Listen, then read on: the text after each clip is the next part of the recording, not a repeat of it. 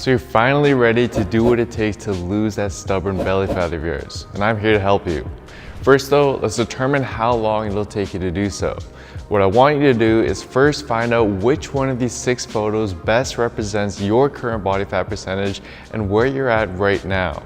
Now, in order to successfully strip off that stubborn belly fat, you're going to have to get down to ideally around 10% body fat or so. And by using what we know is the optimal rate of fat loss to shoot for, we can get a rough estimate shown here of how long this process will take you to do based on where you're at right now and assuming that you stay consistent with the right approach week after week. Now, for a lot of you, this may come as a surprise and is likely a lot longer than what you expected, because most of us, and myself included, obviously want to lose that stubborn belly fat as soon as possible. But what most people are unaware of is that there's actually a physiological catch with belly fat that explains why it's so hard to lose when compared to other areas, and explains why you may not be seeing any actual improvement in your belly fat despite your efforts. And this has to do with 2 main reasons, with the first and primary reason being that when compared to other areas of your body, stubborn areas like your belly fat actually consist of a greater amount of a certain type of fat cell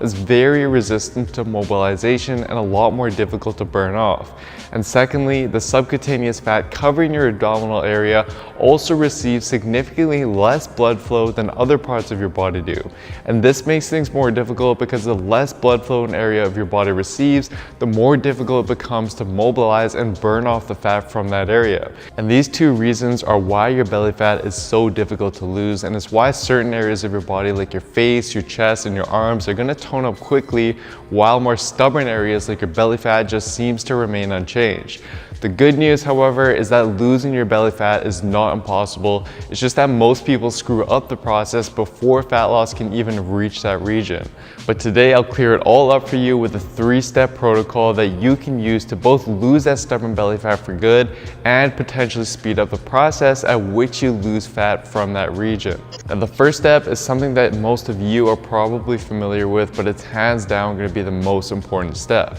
Because in order to lose fat from anywhere, you need to be in a calorie deficit, and your belly fat is no different, as it's governed by the same principle and there's no break in the law of physics here. So to start out, you need to be eating at a calorie deficit and combining this with regular weightlifting for the best results. And to help you out with this, I've compiled basically a starter kit of my past videos in the description box down below of how to set up your calorie deficit, as well as links to my free workouts that you can get started with and use right away. Now, although this is what's going to set up the foundation to enable you to burn off fat in the first place, your belly fat in particular is where things get a little trickier and is where the next 2 steps become crucial. So the next step has to do with actually mobilizing your belly fat such that you can start losing fat from that area. But the only way to do this, and is where most people fail with the process, is by adhering to step 1, a calorie deficit, for long enough until fat loss starts to finally come off from your belly.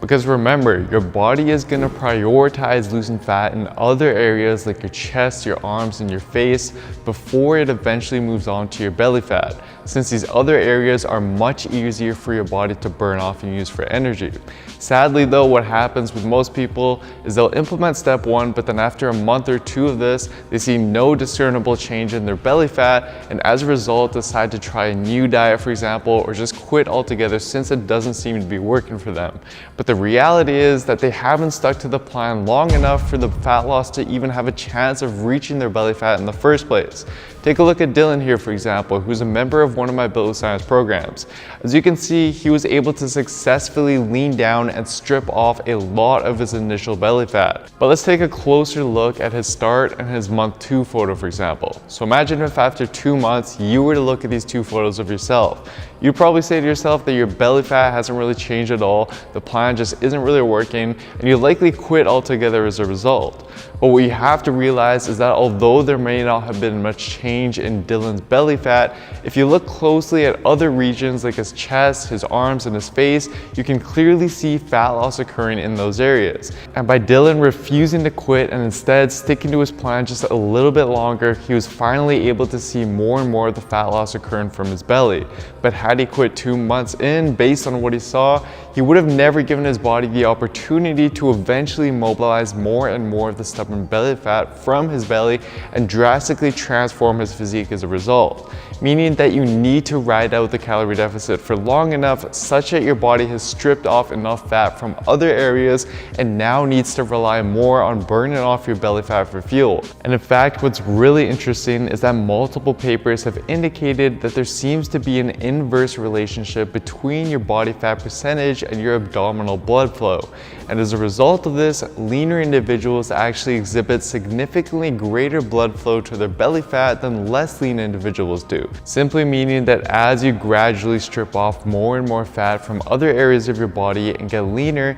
your body will actually start redirecting more and more blood flow to your belly fat so that it can start prioritizing and using that for energy, which is just more reason why you need to ride out that calorie deficit for long enough, since the process of you losing your belly fat is going to naturally speed up every step of the way as your body begins to prioritize that area more and more. Now, despite belly fat being so stubborn, there are a couple things that you can try out to potentially speed up the process. First, you want to ensure that you're regularly performing abs exercises and getting stronger with them over time. Because although we know based on a quick look at the research that this isn't going to directly reduce your belly fat, what it can do is actually build up your abs such that they become more visible even at a higher body fat percentage. A 2017 paper, for example, tested this, and they found that after 10 weeks of abdominal training, subjects were able to significantly increase the thickness of each portion of their abs, which in theory would mean that you just wouldn't have to get as lean to get your six-pack to really pop through that belly fat the way you want it to.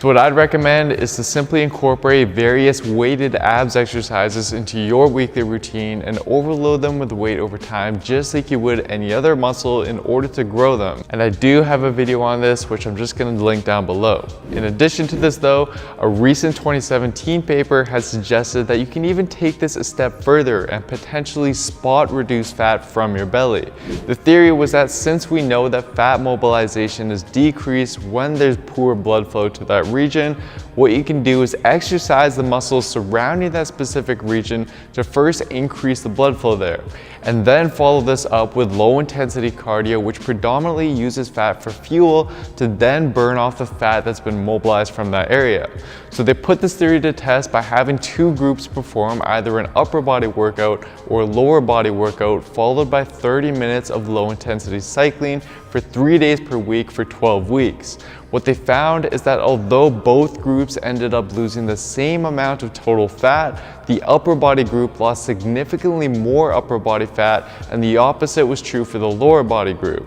Now, although this has yet to be replicated and was done on a small sample size, it was nonetheless a very well-run study, and it does indicate that spot reduction may indeed be possible. And in theory, applying this to your belly fat, you could, for example, perform an ab workout to first increase the blood flow and the fat mobilization from that region, and then follow that up with 30 minutes or so of low intensity cardio to then selectively burn off the fat that's been mobilized. But all in all, I wouldn't get too excited over this. It does make for a good experiment to at least try out, and it does have some merit. But at the end of the day, steps 1 and 2 need to be where you put most of your focus and effort, because it's been proven time and time again in the literature and in my experience that by applying those 2 steps alone, your stubborn belly fat will eventually be mobilized and burned off. So put your focus there, and then use step 3 once you have that down to potentially speed up the process. And for a step-by-step program that puts this all together for you such that you know exactly how to train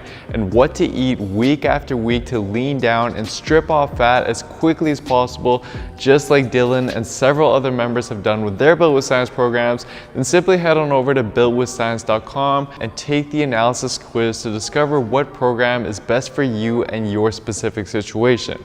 Anyways guys, I hope you enjoyed this one. Please show your support by giving the video a like, leaving a comment down below as to what you'd like to see me cover next, subscribing to the channel, and turning on notifications for the channel as well, as this all really does help me out. Thank you all so much for the continued support. I really do appreciate it, and I'll see you next time.